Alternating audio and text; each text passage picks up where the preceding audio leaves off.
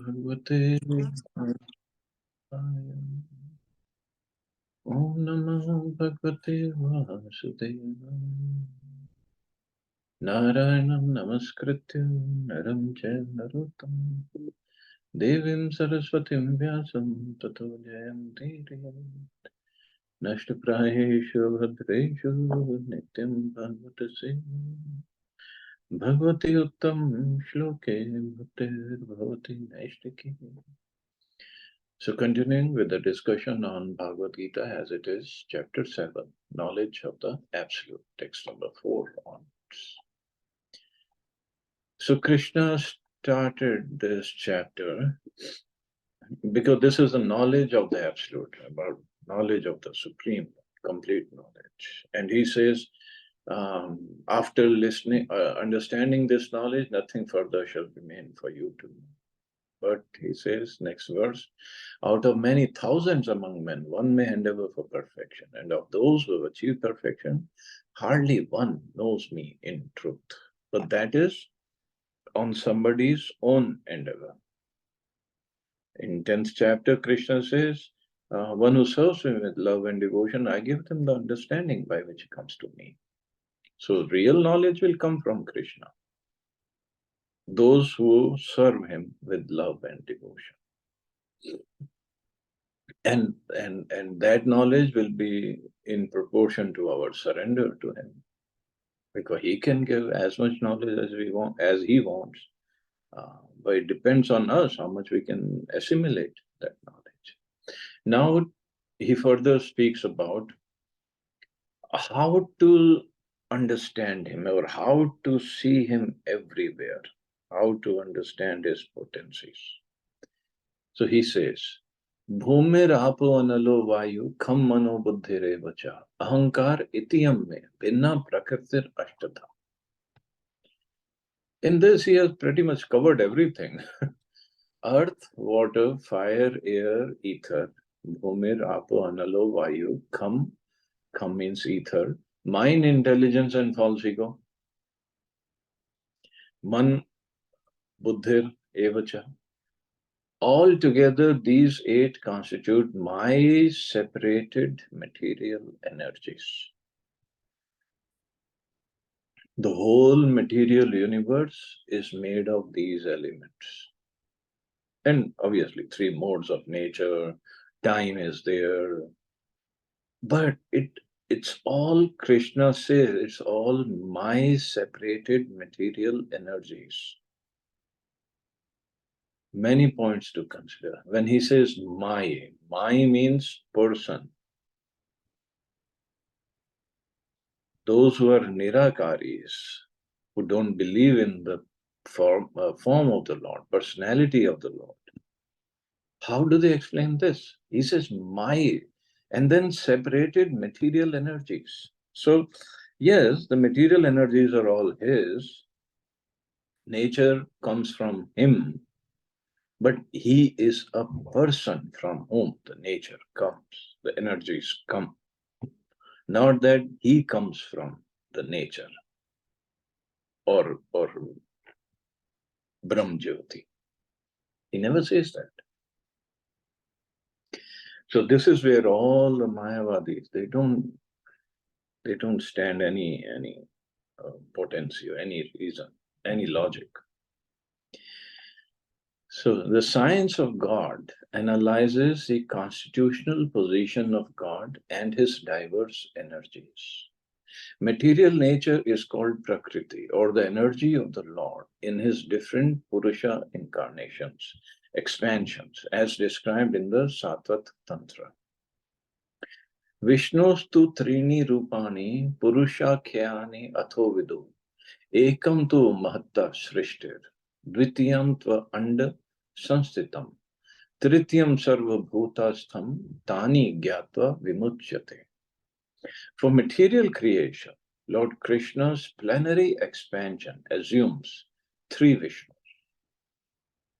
So Lord Krishna's plenary expansion assumes, so that the plenary expansion is Narayan, assumes 3 Vishnus. There are 3 Vishnus. The first one, Mahavishnu, creates the total material energy known as the Mahat Tattva. So Krishna himself is not involved personally in the creation part. That is for Mahavishnu to take care of. The second, Garbhodaksha Vishnu, enters into all the universes to create diversities in each of them. So from Garbhodaksha Vishnu, we have studied, from his navel, a lotus flower comes, Brahmaji appears, and Brahmaji then creates. Well, he does the secondary creation of all the 14 planetary systems and all the species of life. The third, Kshirodaksha Vishnu, is diffused as the all-pervading supersoul in all the universes and is known as Paramatma. He is present even within the atoms. Anyone who knows these three Vishnus can be liberated from material entanglement. So, Kshirodaksha Vishnu, not only Paramatma, he also resides in Kshir Sagar, and whenever all the demigods have any problems with any asura, they all go to him to help sort out that issue, because he is a maintainer of a given universe. This is also important for us to understand. When people say, because in Hindu Dharma, there are so many misconceptions. They say, oh, the Holy Trinity, Brahma, Vishnu, Mahesh, they are the top. So you ask them, which Vishnu? Then they'll get confused right there. What do you mean, which Vishnu? You tell them there are three Vishnus, Mahavishnu, Garbhodaksha Vishnu, Kshirodaksha Vishnu. Which Vishnu you're saying comes in Brahma, Vishnu, Mahesh? So Brahmaji is given charge of creation, but he does not and he cannot create on his own, because that from Bhagavatam we have understood when that lotus flower, the stem of the lotus flower, which is connected to the navel of Garbhodaksha Vishnu, the original or the blueprint of creation is kept inside that stem. Means all the planets' blueprint is kept inside that stem. Brahmaji does the creation outside, seeing that creation inside. So that's why Brahmaji is called secondary creator. The primary creator is Krishna or Vishnu, we can say. There's difference and there's no difference, because they both are in Vishnu Tattvas. Now Shivji, when we say he is in charge for destruction, he is in charge for destruction. This is his special service to Krishna. And we can read we have read in Bhagavatam, he does the destruction given the potency or capability by Sankarshan, not on his own. Sankarshan is plenary expansion of Krishna. Shivji, a wonderful personality, wonderful role, wonderful service he does. But he is not the supreme. That part we have to understand.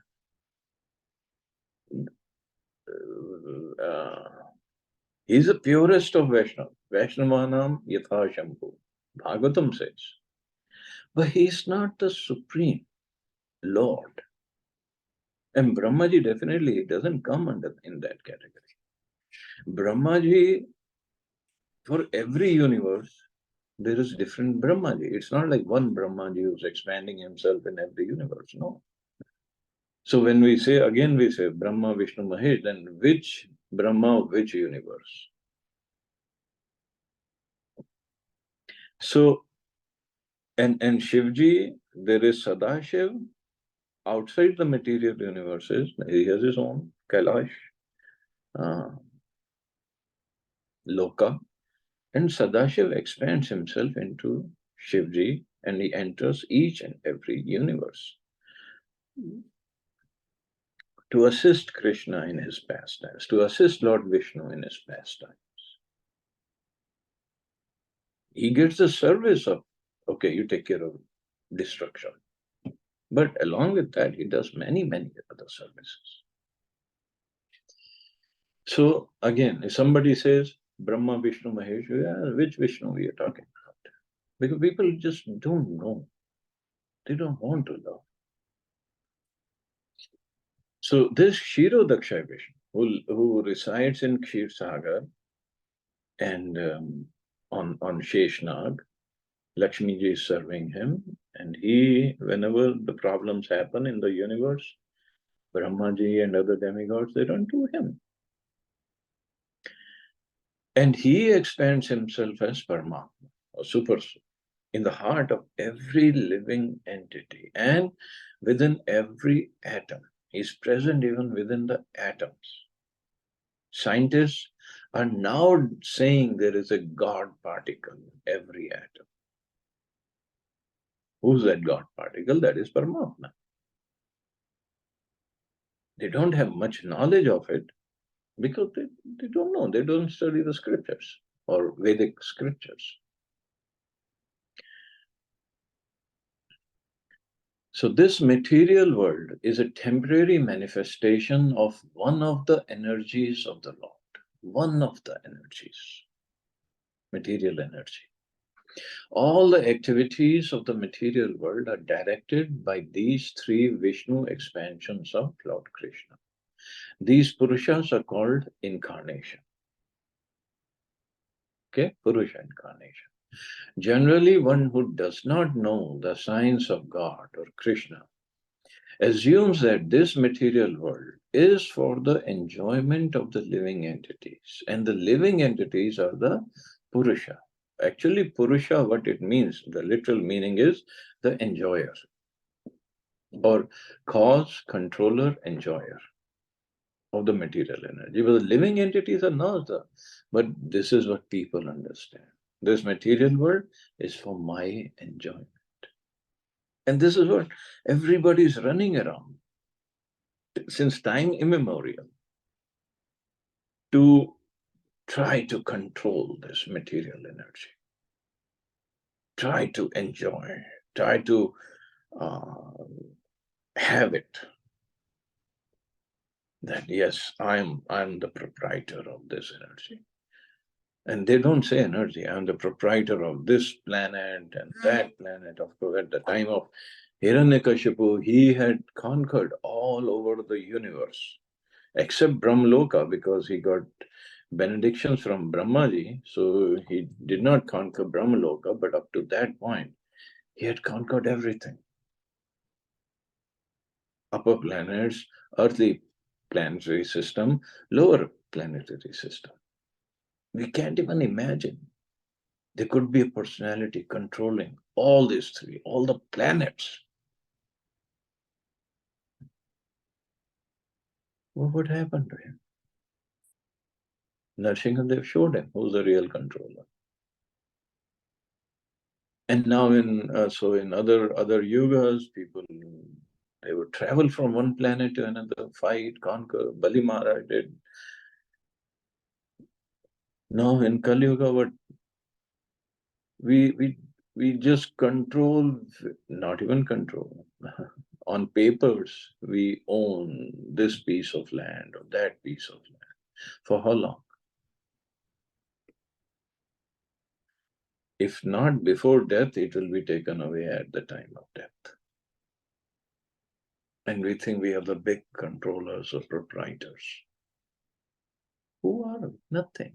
Living entities were 10,000 part of the tip of the hair. We just have to understand our position and understand the position of Krishna. And his plenary expansions, three Vishnus, they are managing this whole material world.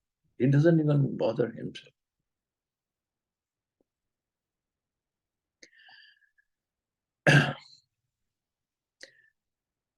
According to Bhagavad Gita, this atheistic conclusion is false. That the living entity is the Purusha, controller, cause, controller, and enjoyer. In the verse under discussion, it is stated that Krishna is the original cause of the material manifestation.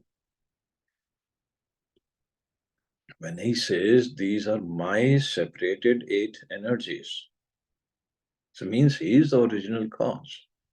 And there is no cause of Krishna. Anadir Adir Govinda. Brahmaji says that. Anadir, he has no beginning, but he is a beginning of everything. Many times it's good to ask questions, but not to ask or some illogical questions. I also asked, and people also ask, students generally. Okay, you say everything comes from Krishna, so where did Krishna come from? God, the Supreme Lord, doesn't have to come from anywhere. He is always there. No. He came from Yashoda and Nanda Baba. That's his pastime on earth. For his pastime, he assumes a mother and father. Like Lord Ram.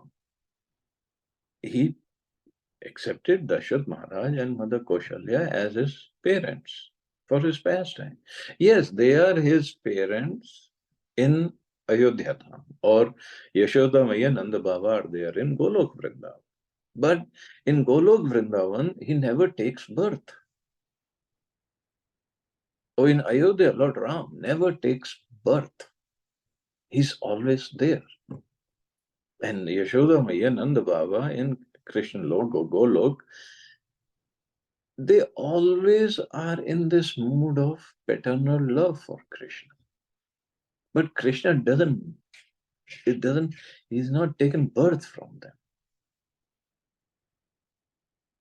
It's hard to understand because in material world, we have everything is limited by time and space. This is what material world is. And this is how our mind works. Everything has to have a beginning. Why? Spiritual world is eternal, sanatan, no beginning, no end. Material world has a beginning and end, but it keeps on rotating. When it ends, material world is going to come back into manifestation again. The spiritual world is not like that. And similarly, Krishna. So this is what Prabhupada is saying. Krishna is the original cause of the material manifestation. Srimad Bhagavatam also confirms this. It's not Durga. Now we had Navaratris, and this is what Durga Ji's devotees, they worship her, that she is the cause of this material world. No. Durga Ji is considered superintendent of this material world. She is given in charge. Okay, you take care and keep all the living. And she is like superintendent of the jail. This jail, another name for jail is also Durg. So she gets a name Durga, who is superintendent of the jail. Maya, another name for her. So she keeps all the prisoners, means us, in the jail and make sure she has this trident, right? So trident represents what? She has a trident, physical trident also. The 3 spokes of the trident are Adidevik, Adibhautik, Adhyatmik Klesh.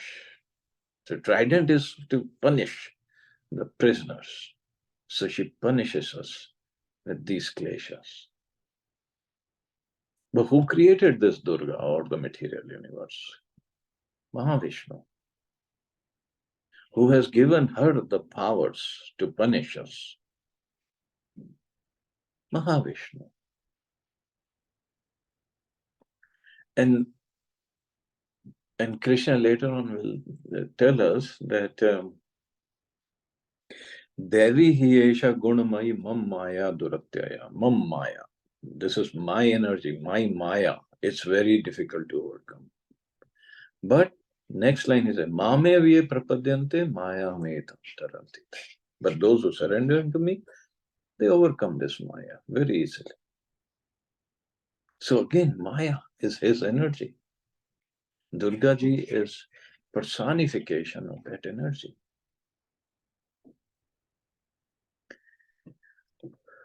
Of course, those who are worshippers of Durga or Kali, they say, oh, Kali and Krishna are the same. No, no way. It's like telling his owner and his secretary the same. No.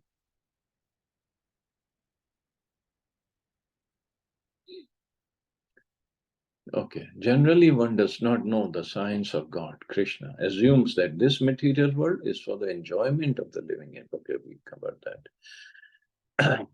The ingredients of the material manifestation are separated energies of the Lord. Even the Brahma Jyoti, which is the ultimate goal of the impersonalist, is a spiritual energy manifested in the spiritual sky. Because there are no spiritual diversities or varieties in the Brahma Jyoti as there are in the Vaikuntha Loka, the impersonalist accepts this Brahma Jyoti as the opposite of the temporary material energy.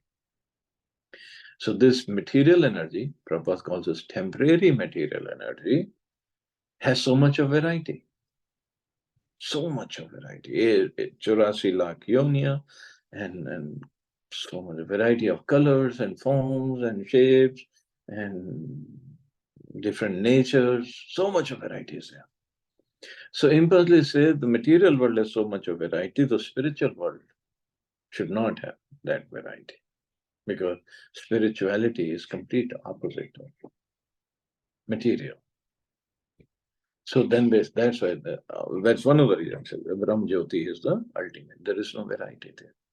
But why?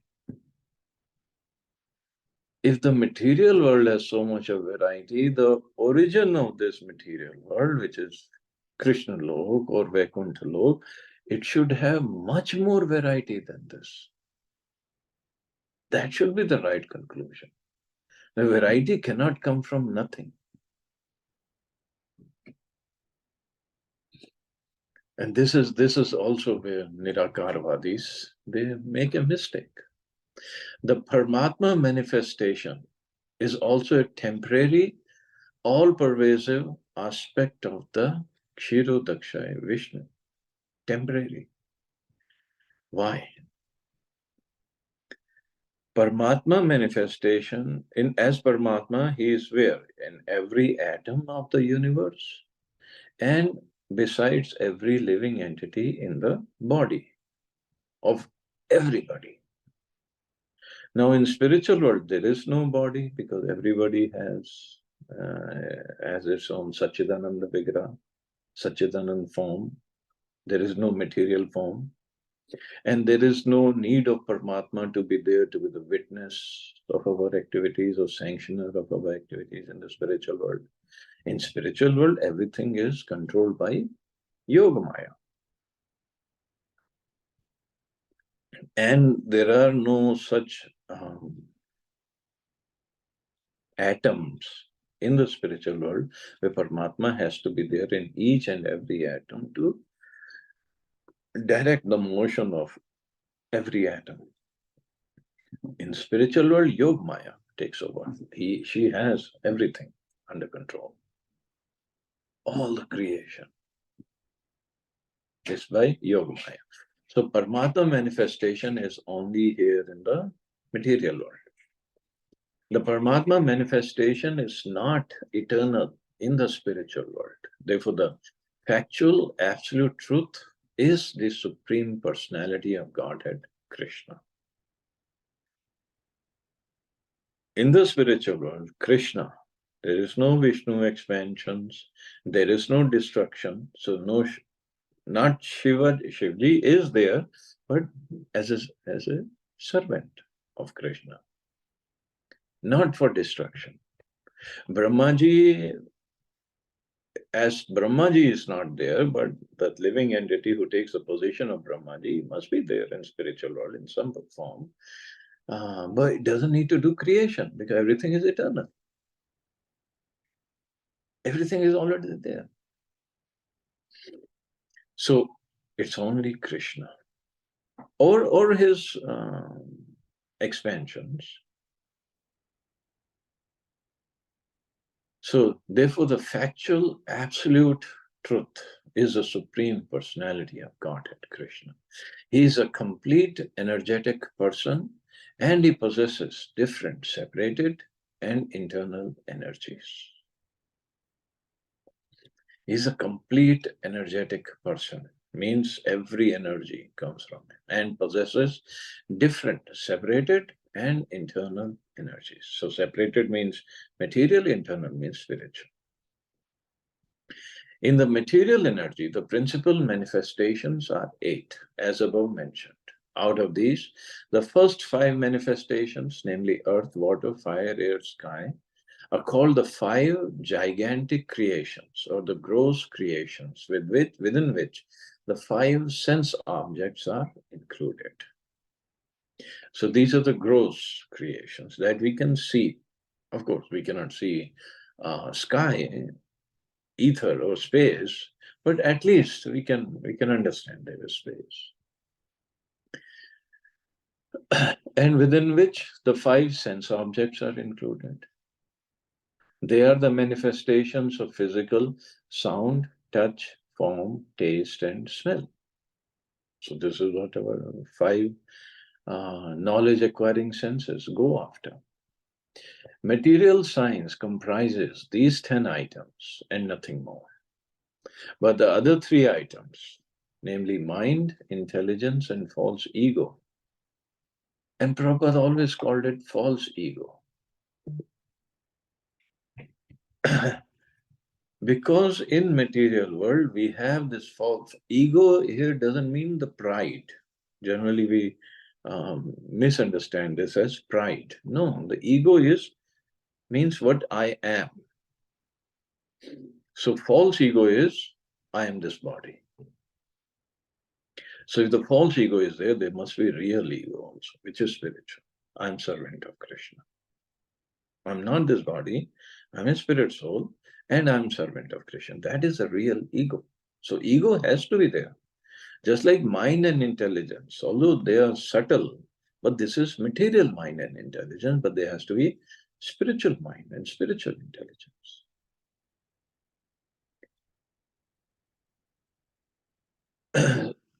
So everything has its creation. Original is in spiritual world.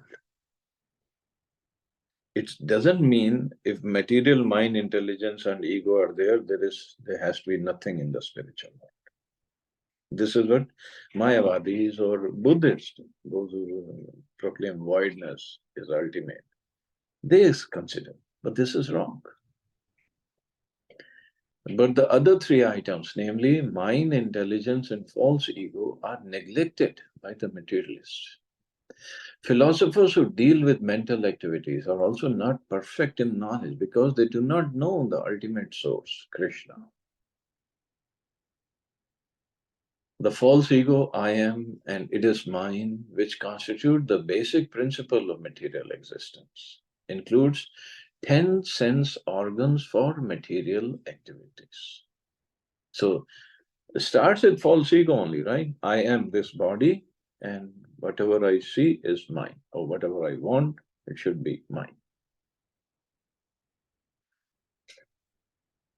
And then the intelligence, of course, when we are in the material world for so many millions and trillions of lifetimes, our conditioning is such that false ego becomes stronger and stronger, and so will the mind and intelligence, which is all material to begin with, and it becomes more and more material. more and more entanglement or conditioning happens. And then what happens? So ego, then intelligence, then the mind, and then constitute the basic principle of material life. Includes 10 sense organs. Then we get a body which has 10 sense organs, 5 knowledge acquiring, 5 working senses for material activities. Intelligence refers to the total material creation called the Mahat Tattva. Therefore, from the 8 separated energies of the Lord are manifest the 24 elements of the material world, which are the subject matter of Sankhya, atheistic philosophy. So they say this 24 elements is all in all. Modern scientists, they don't even believe in this subtle mind intelligence falsity. They only believe in basic elements. But scriptures go further. But it only comes to 24. Of course, the Sankhya philosophy that is given by Lord Kapil Dev, son of Devahuti, he gives 26 elements. So besides these 24 is soul and then super soul. Because without soul, soul cannot act on its own without the sanctioning of super soul. And when the soul is given the power to act, then he acts on these 24 elements. And not even as a controller. We think we are the controller, but we are not. Can we control any of our senses? Forget about the senses. Can we even control the eyelids from blinking? Can we stop them? No. So what kind of controller are we? If we eat more than what our hunger is, try controlling our digestion system. We cannot control that. So what kind of controllers are we? Oh, we think we are the controllers actually. This is where Maya comes in.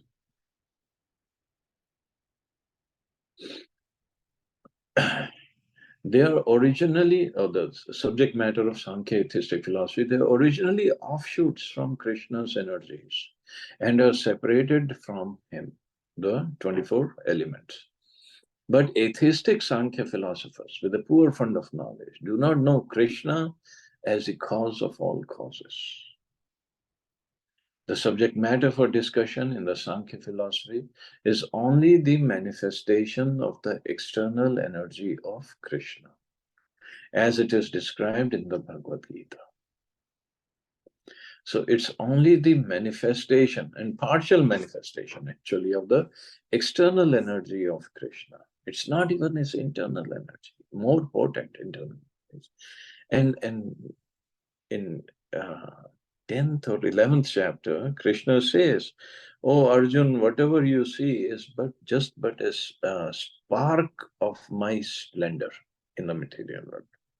Spark, only a spark of my splendor.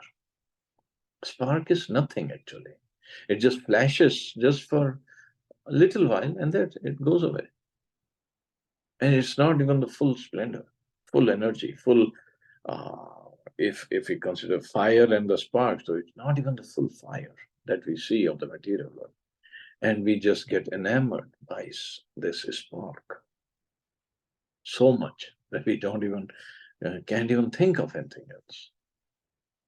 If this is a spark of his energy, which is fire, if we consider, then how great must be the original person. Even fire is one of his energies. And then the spark, we are just part of that spark. So this is knowledge of the absolute. This is the chapter's name, and Krishna will tell about it. Telling more about it. Just the 4th verse, and it's so mind-boggling. Who is Krishna?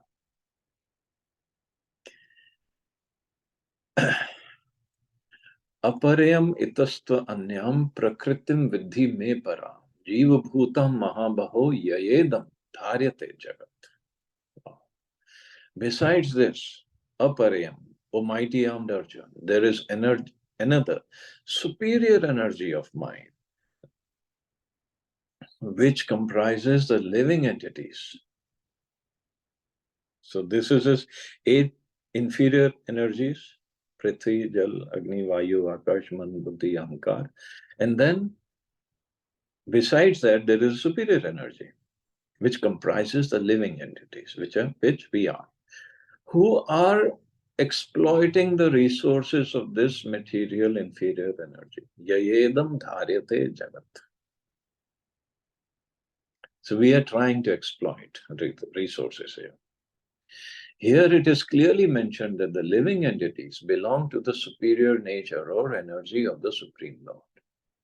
The inferior energy is matter manifested in different elements, namely earth, water, fire, air, ether, mind, intelligence, and false ego. So these both forms of material nature, namely gross and subtle, gross means earth, etc., subtle mind, etc., are products of the inferior energy. The living entities who are exploiting these inferior energies for different purposes are the superior energy of the Supreme Lord. And it is due to this energy that the entire material world functions. So without these living entities, that's why they're superior, because they activate or move this material energy or trying to exploit. And without the living entities, material energy cannot do anything on its own. The cosmic manifestation has no power to act unless it is moved by the superior energy, the living entity. Energies are always controlled by the energetic, and therefore the living entities are always controlled by the Lord. They have no independent existence. They are never equally powerful as unintelligent men think. So, all these demons, asuras, what they want to do, they want to fight the Supreme Lord. They want to defeat or kill the Supreme Lord so that they can enjoy this material energy forever. Not gonna happen. Every demon got killed. Every single demon got killed by the Supreme Lord to make us understand that we also cannot win against the Supreme Lord. We cannot enjoy this material energy forever. We want to, we think we can, not gonna happen. That's what Prabhupada says. They're always controlled by the Lord. They're never equally powerful as unintelligent men think. The distinction between the living entities and the Lord is described in Srimad Bhagavatam. O Supreme Eternal, if the embodied living entities were eternal and all-pervading like you, then they would not be under your control. But if the living entities are accepted as minute energies of your Lordship, then they are at once subject to your supreme control. Therefore, real liberation entails surrender by the living entities to your control, and that surrender will make them happy. Normally, when the enemy surrenders, just like in material world, if there's a fight between two countries, so when one country surrenders, the forces surrender, then they lose all their powers, everything, and they cannot be happy. They'll be depressed.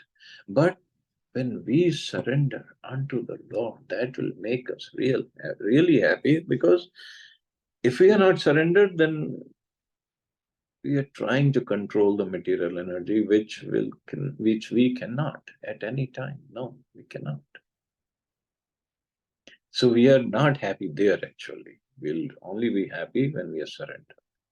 In that constitutional position, only can they be controllers. Therefore, men with limited knowledge who advocate the monistic theory that God and the living entities are equal in all respects are actually guided by a faulty and polluted opinion. So we are not equal. The Supreme Lord Krishna is the only controller, and all living entities are controlled by him. These living entities are his superior energy because the quality of their existence is one and the same with the Supreme. Quality is the same, Satchitanand, but they are never equal to the Lord in quantity of power. Never equal. While exploiting the gross and subtle inferior energy, matter, the superior energy, the living entity, forgets his real spiritual mind and intelligence because it gets covered over. What gets covered over is consciousness. This forgetfulness is due to the influence of matter upon the living entity. But when the living entity becomes free from the influence of the illusory material energy, it attains a stage called mukti or liberation. So mukti or liberation doesn't mean that mukti or moksha that Mayavadis talk about. Real mukti is what? When we come out of this misconception that I am the controller, I am the enjoyer, I am proprietor. When we start this understanding that I am servant of Krishna, my only job is to serve Krishna, my dharma is to serve Krishna, that means he's liberated already. Now it's just a matter of time when he gets perfect and goes back to the spiritual world. That's all.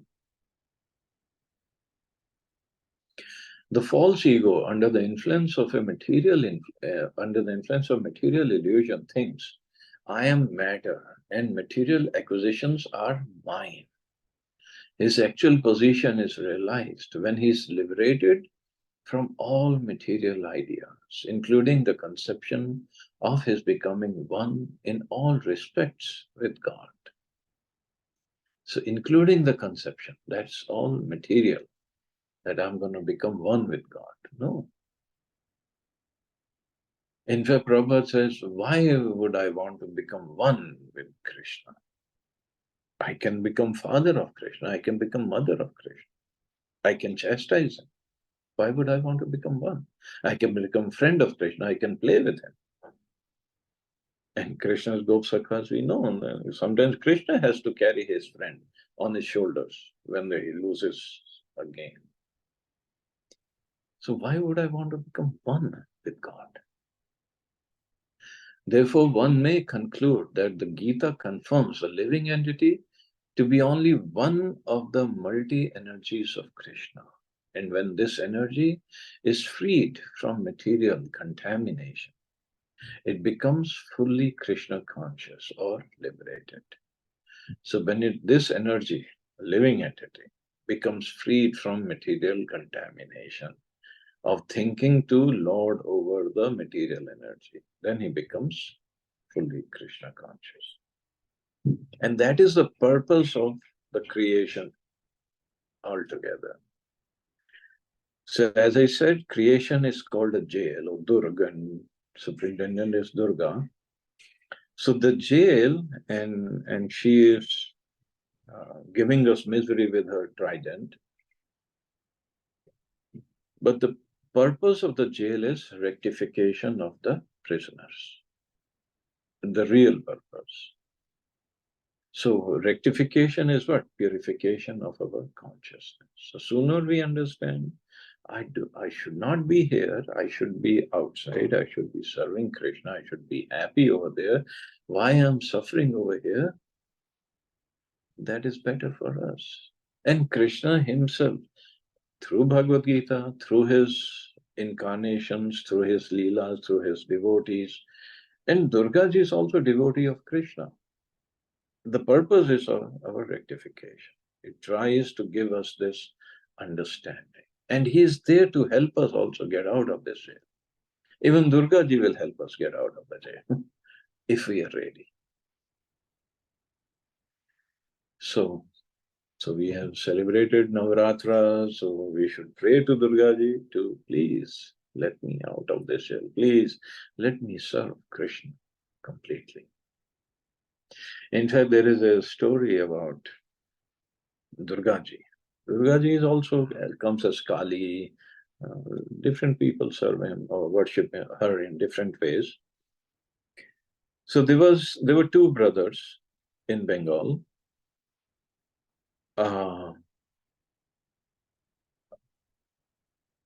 What were their names? I'm forgetting the names. So one brother was worshipper of Kali, and one brother was Vishnu worshipper. And they both used to live next to each other, and there was a boundary wall between their homes. And there was a tree on the right at the boundary wall. And both will take flowers every day to worship their Ishtadev from that tree.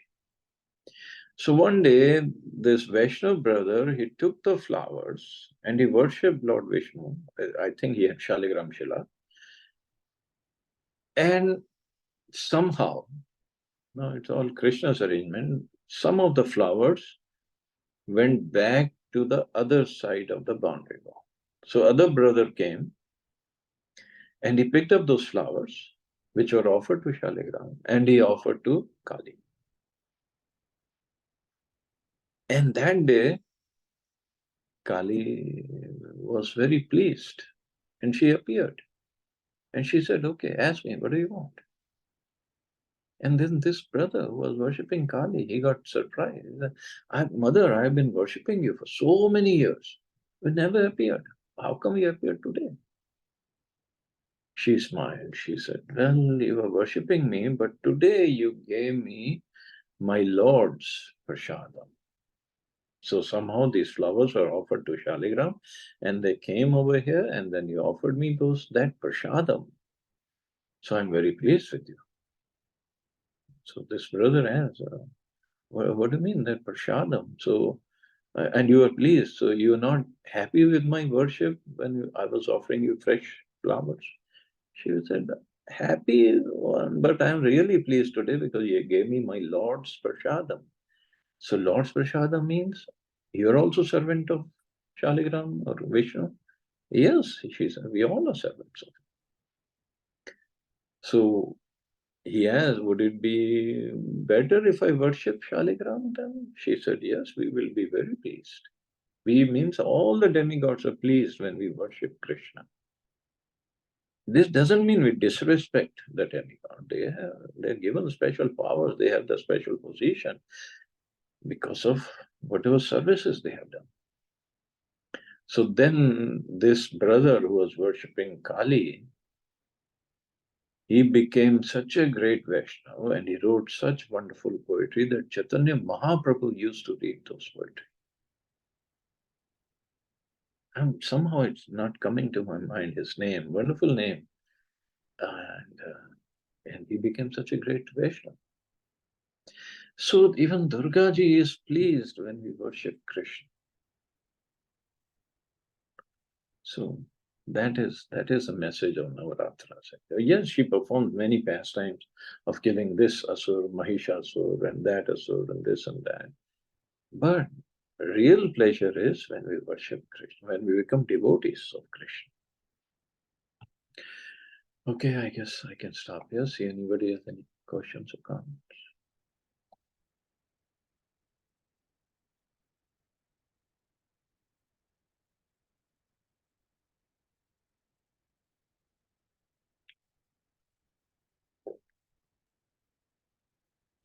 Hare Krishna, Prabhuji. Wonderful. Hare Krishna. Very nice Katha. Very nice class, Thank you. Prabhuji. Yeah. Prabhuji, very deep actually, no? Yeah. If we do a revision of this at least few days, right? It should get into our head, bloody. The Maya is really playing with us heavily. But we are allowing it. We are allowing it. We want to play with Maya actually. Actually, whatever shlokas we cover, you have 1 week Just go for it again, the whole purpose. It will not take more than 10 minutes. Correct. But it will stay with us then. Prabhuji, This chapter, sorry, please go ahead. No, that's fine, Mataji. Go ahead, please. Prabhuji, this chapter I believe is the crux of Bhagavad Gita till now, whatever we have read. But I'm confused. You say Lord Shiva works under Lord Vishnu. Yeah. Is that correct? Yes.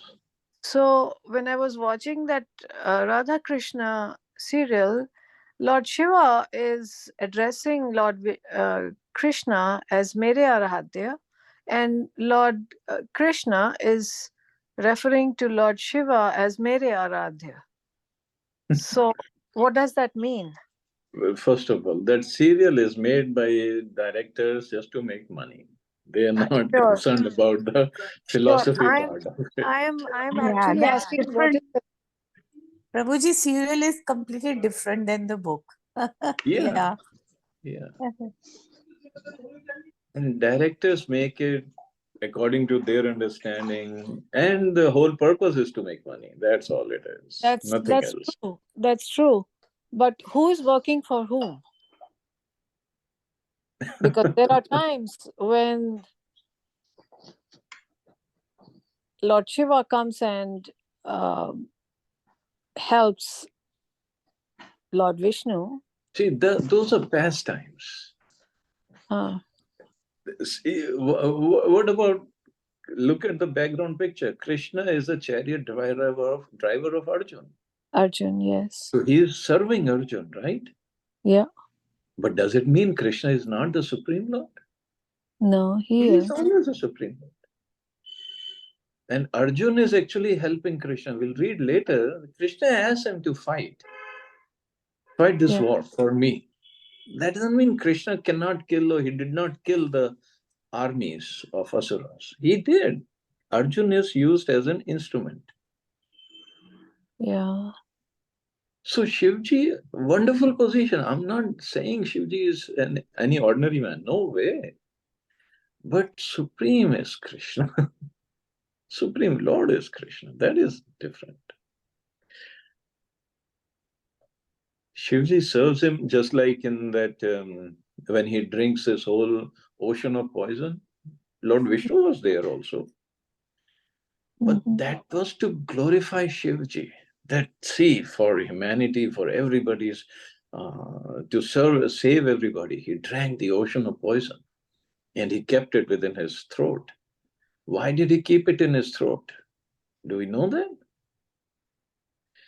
Because he knew in his heart that is Krishna or Vishnu, and he didn't want the poison to go below so that it disturbs Vishnu. So he kept it in his throat. He became Nilkant. His worshipped as Nilkant. Yes, yeah. He has wonderful power, position of Lord Shiva. Why he did that? So that Vishnu is not hurt. That shows his attitude towards Lord. And throughout Bhagavatam, there's so many incidents we studied. How he's praying to Vishnu, how he's praising Lord Vishnu, how he's glorifying Lord Vishnu. And how he's asking prachetas. We study about prachetas, we study about different, and like one pastime of Kashiraj. He was a devotee of Lord Shiva. But he got so many powers that he went to conquer or went to fight with Krishna. And Krishna killed him and threw his head in Kashi, and he burned whole Kashi, and Shivji ran away from there. And Krishna said, why do you give these kind of benedictions to these asuras?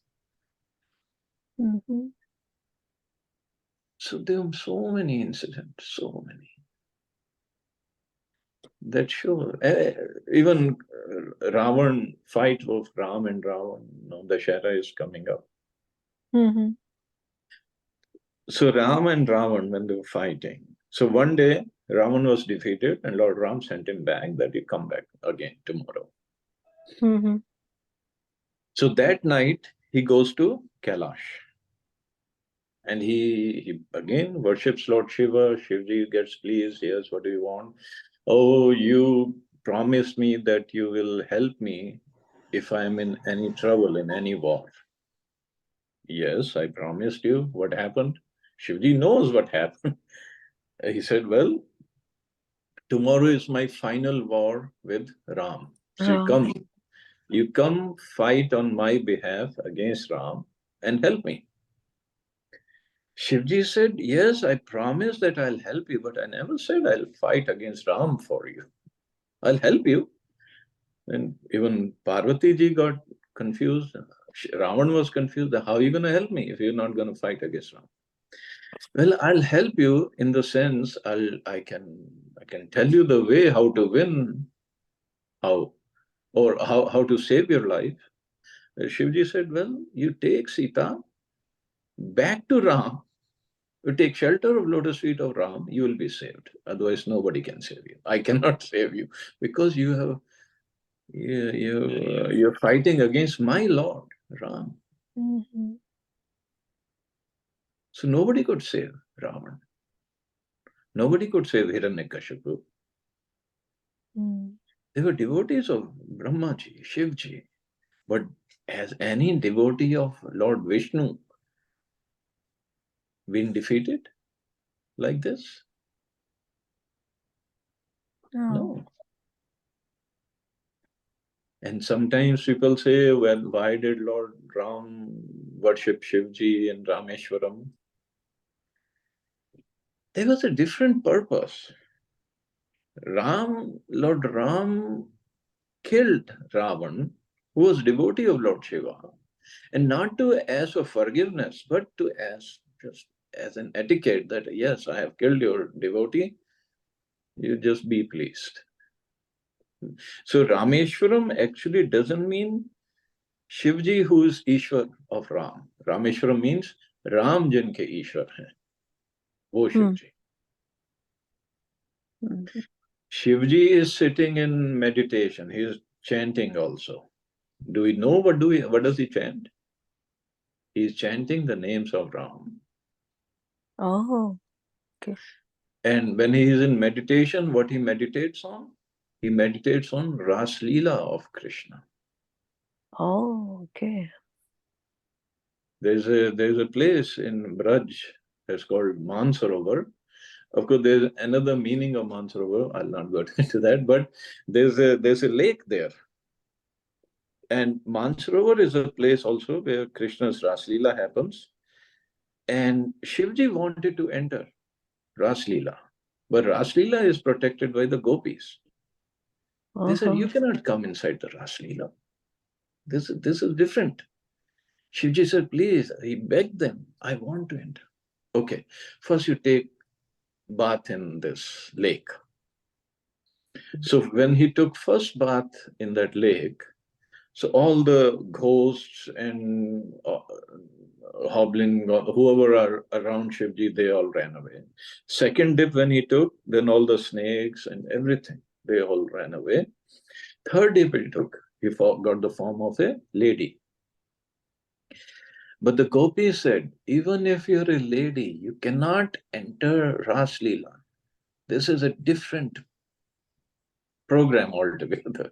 You don't have that mood of the gopis. So you become the protector of Ras Leela. So he is a Gopeshwar Mahadev, or Gopishwar Mahadev actually. He is Mhm. worshipped as Gopishwar Mahadev in Vrindavan because he is a protector of Ras Leela. He Ah. cannot enter Ras Leela. Mm. In fact, the Gopishwar Mahadev, every evening they dress him as a lady, as a gopi. Mahadev. But he Wow. cannot enter. Entrance is not possible.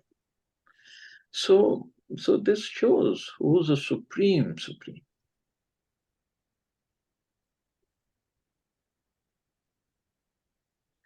Every every dham of Krishna, whether Jagannath Puri or in Vrindavan, Mathura Dham, Kamevan, Vrindavan, they all are protected by Lord Shiva also. Shivji's places are there, like Mathura, he is as, I'm forgetting what his name. Jagannath Puri is Lingaraj, obviously. Kamevan is Kameshwar Mahadev. Mathura is Bhuteshwar Mahadev. So he is protecting the dhams as a service to the Lord. Got it, Ye- Prabhuji. Yes, Rajiv Prabhu, you were saying something. I'm sorry, cut you off. Yeah, no, whatever the incarnation happened is all happened of Vishnu expansion. There was no expansion or avatars of any of Shivji. That is another indication that whenever something happened, Vishnu will come and he'll protect their devotees. Yeah.